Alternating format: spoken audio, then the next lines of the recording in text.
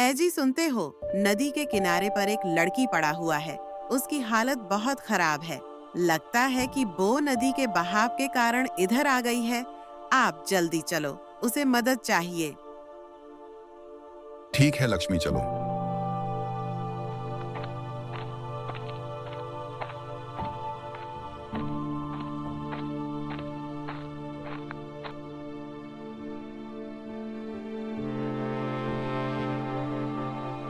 भगवान की दया से ये लड़की अभी जिंदा है। लगता है कि कोई साड़ी शुदा औरत है, किसी वजह से नदी में आ गिरी या फिर अपने पति से झगड़कर खुदकुशी की है। जो भी हो, इस समय इसकी हालत बहुत खराब है। हमें उसकी मदद करनी चाहिए। हम इसे अपनी कुटिया में ले चलते हैं। उधर इसकी इलाज करके पूछेंगे कि ये कौन है, कहाँ से आई है। हाँ बिल्कुल, चलो।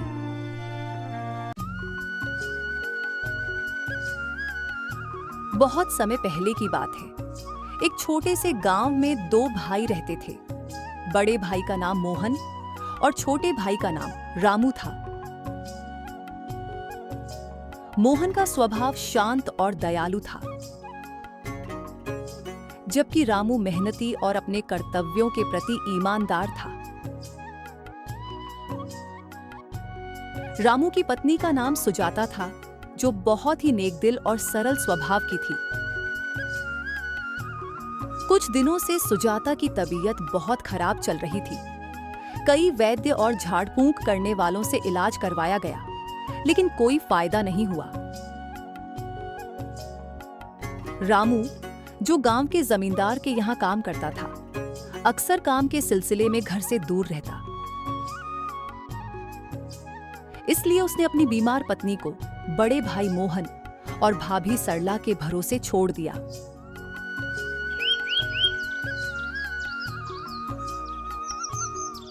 एक दिन सरला ने अपने पति मोहन से शिकायत की। सुनो जी, मैं इस नौकरानी जैसे जीवन से तंग आ गई हूँ।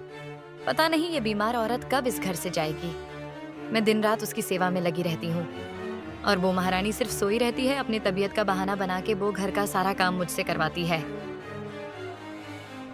मोहन ने उसे समझाते हुए कहा, सरला, वह हमारी जिम्मेदारी है।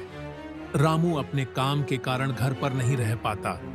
ऐसे में उसका कर्तव्य निभाना हमारा फर्ज है। लेकिन सरला का गुस्सा थमने का नाम नहीं ले रहा था। या तो आज मैं इस घर में रहूंगी या वह बीमार औरत, उसे तुरंत घर से निकाल दो।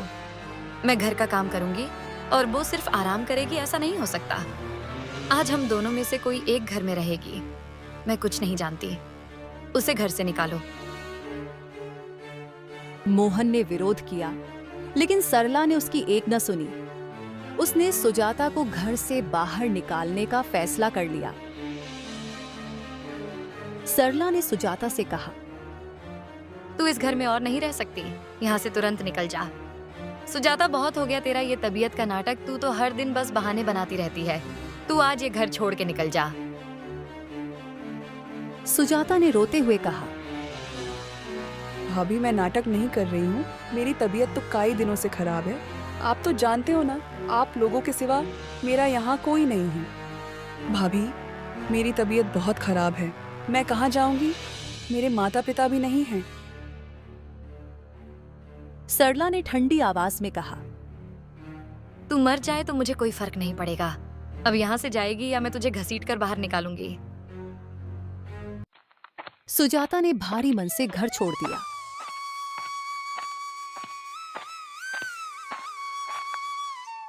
सुजाता गांव के बाहर एक नदी किनारे जाकर बैठ गई और अपनी किस्मत को कोसने लगी। हे भगवान, और मुझे कितनी परीक्षा देनी है भैया भाभी, और मेरे पति के अलावा मेरा तो कोई नहीं है। अब तो भाभी ने घर से निकल दिया, अब मैं कैसे रहूंगी? इससे अच्छा तो मैं मर जाती।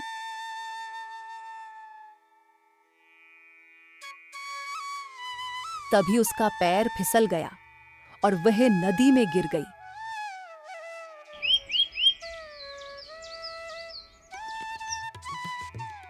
लेकिन संयोग से नदी किनारे जंगल में रहने वाले संत हरिराम और उनकी पत्नी लक्ष्मी ने उसे देखा। हरिराम ने कहा। लक्ष्मी, इसे तुरंत हमारी कुटिया में ले चलो। इसकी हालत बहुत खराब है। ना जाने ये लड़की कहां से आई है, नदी के किनारे पर कैसे आ गिरी। इसे होश आने तक हमें इसकी देखभाल करनी है। सही कहा आपने। दोनों सुजाता को लेकर अपनी कुटिया में गए और उसकी सेवा करने लगे।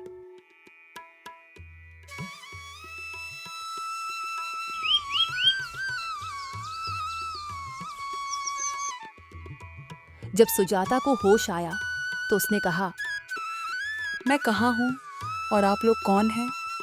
मैं कौन हूँ? क्या मैं आपको जानती हूँ? मुझे कुछ समझ में नहीं आ रहा है। मेरा सिर भारी भारी सा लग रहा है। हरिराम ने कहा, बेटी, हम संत हैं।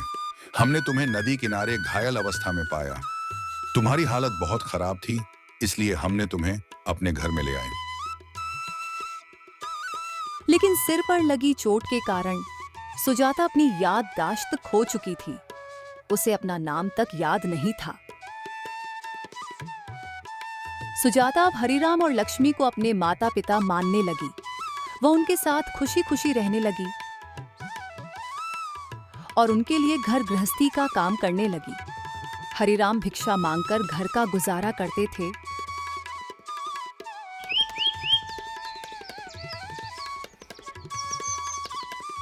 कुछ दिनों बाद रामू काम से घर लौटा। उसने घर में सुजाता को न पाकर मोहन और सरला से पूछा, भैया भाभी, मैं इतनी देर से आया हूँ, अभी तक मैंने सुजाता को कहीं नहीं देखा। आप लोग भी कुछ नहीं कह रहे। भैया, सुजाता कहाँ है? उसकी तबीयत में सुधार हुआ या नहीं? सरला ने झूठ बोलते हुए कहा, रामू, वह कल मुंह ही घर छोड़कर भाग गई। तुम्हें उसकी चिंता करने की जरूरत नहीं। मैं तुम्हारी दूसरी शादी करवाऊंगी। वो तो अपने तबीयत का बहाना बनाकर हम लोगों से अपना काम करवा रही थी। हमारी जरूरत उसे काम लगी तो वो घर छोड़ के चली गई। रामू यह सुनकर निराश हो गया।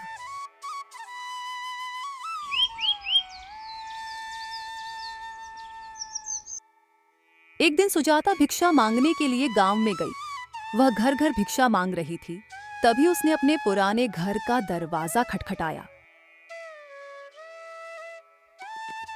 रामू ने सुजाता को देखकर पहचान लिया और कहा, सुजाता, तुम यहाँ कैसे? मैं जानता था तुम मुझे छोड़कर नहीं जा सकती। सुजाता ने कहा, आप कौन हैं? मेरा नाम सुजाता नहीं है। मैं तो संत हरिराम की बेटी हूँ। रामू ने हरिराम से मुलाकात की और सारा सच जाना। हरिराम ने रामू को बताया कि सुजाता ने अपनी याददाश्त खो दी है।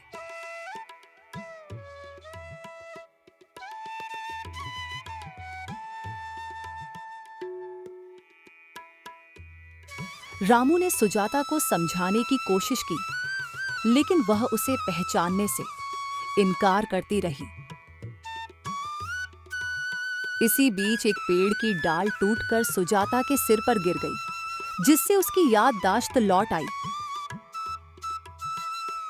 उसे सब कुछ याद आ गया।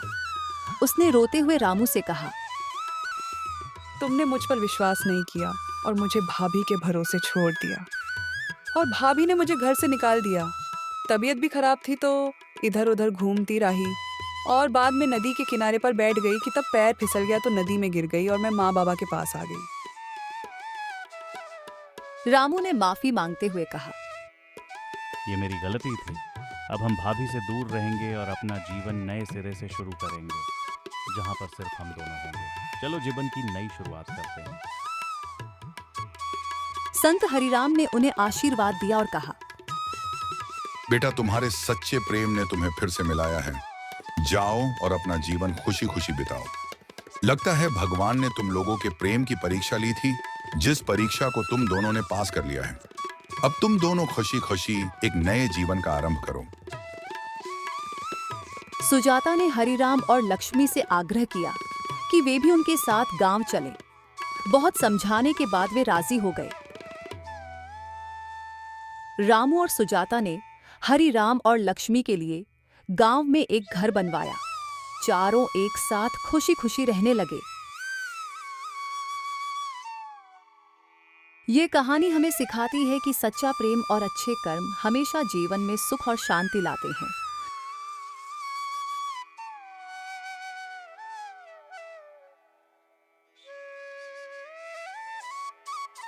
अगर आपको हमारा वीडियो पसंद आया तो वीडियो को एक लाइक कर दो और शेयर कर दो। कमेंट सेक्शन में एक प्यारा सा कमेंट करके चैनल को सब्सक्राइब कर दो और बेल आइकन ऑल को कर दो ताकि हमारे नए वीडियो की जानकारी तुरंत आपके पास जाए। धन्यवाद।